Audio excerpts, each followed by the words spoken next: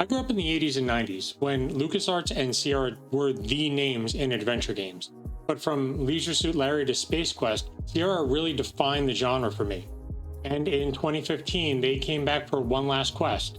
But this wasn't the Sierra I remembered.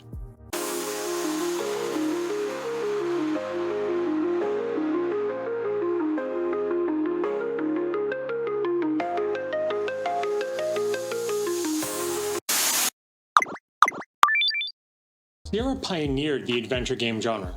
Before then, adventure games were usually staring at a static image on a screen while you typed in prompts. Sierra was the first to add text-based interface with actual animated characters that explored the world. And while sometimes trying to figure out the exact word the developer wanted you to use could be an exercise in computer smashing frustration, Young Mischief couldn't get enough. The snarky narrator, instant deaths caused just by being curious, and an unsolvable puzzle because you forgot to grab that one rock an hour ago were all staples of the Sierra point-and-click adventure. And while sometimes it was frustrating, it was always fun. And while LucasArts does claim the title for first point-and-click adventure with Maniac Mansion, Sierra built the foundation and raised a few legends of their own.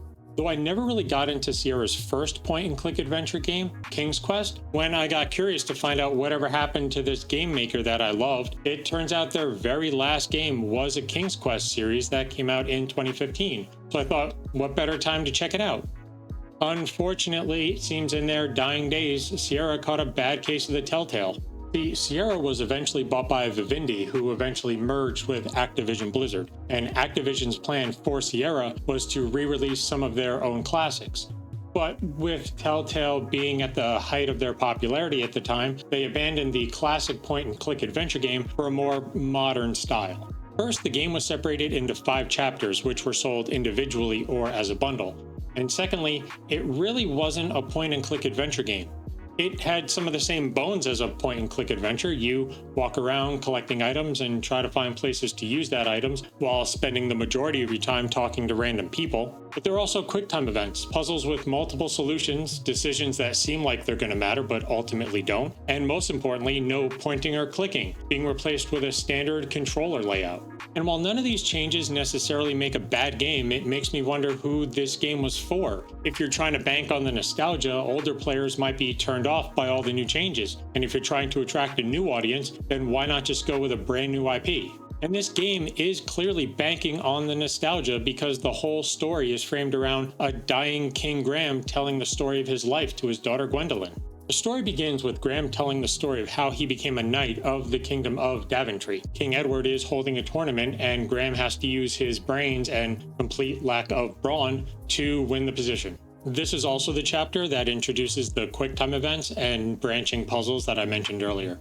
The second chapter deals with Graham being king and dealing with being alone at the top until he gets kidnapped by goblins and he has to solve puzzles to escape. This chapter is actually kind of interesting because it's separated into days and there are several puzzles that take multiple days to solve. Chapter 3 is also based around a choice that doesn't matter. Graham is looking for a queen and he has to choose between 2 princesses, but the only difference between which one you choose is who's standing where in a later chapter.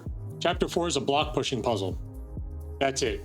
Several iterations of the same puzzle over and over. And the last chapter is the only one that brings a little life back into this game. Graham is talking about his final adventure where he had to deal with the antagonist of the game, the Goblin Manny. And this chapter has 2 highlights.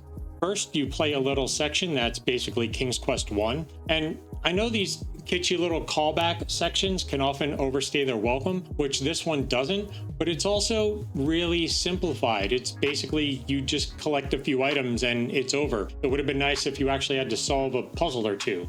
And the other thing is that as Graham is dying, he's starting to lose his memory. And this actually becomes a gameplay feature. You walk into an open area and Graham can't remember what's in there. So you remind him in different ways, which leads to you collecting different objects and solving a puzzle. Another is when an area is completely blank because Graham just can't remember what was there, or a house that appears or disappears when you walk into a new area and you use that to solve another puzzle. All that meta gameplay is really interesting, and it's a shame they didn't introduce it until the final chapter. In fact, a lot of this game doesn't feel like a true Sierra game, because it's not. Sierra put their name on the game, but they were the publisher. The developer of the game was an indie team called The Odd Gentleman, and they put their own spin on the Sierra classic. So the game is more of a reimagining of this series than a sequel or a remake, which again makes me wonder who this game is for, since they basically made a whole new game and just slapped the name King's Quest on it.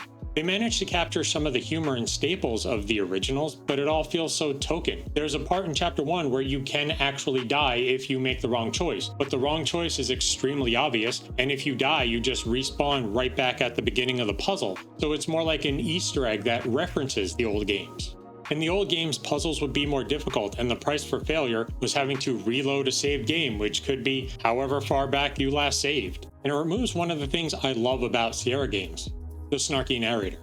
Because this story is framed around Graham telling a story to his granddaughter, it's all very earnest and honest. In past games, the narrator would mock the main character for dying or trying to do something stupid. It created this whole meta comedy. Occasionally, the two would even trade barbs. It made the narrator feel like a third party that was following you throughout the game. And this all makes the game feel like more of a spiritual successor than a true sequel. It's like they just wanted to bank on the name King's Quest instead of making an honest entry into the series. This isn't the Sierra I remember. This game has none of the spirit of the old point-and-click adventures. It's just paying homage to the classics in a very token way.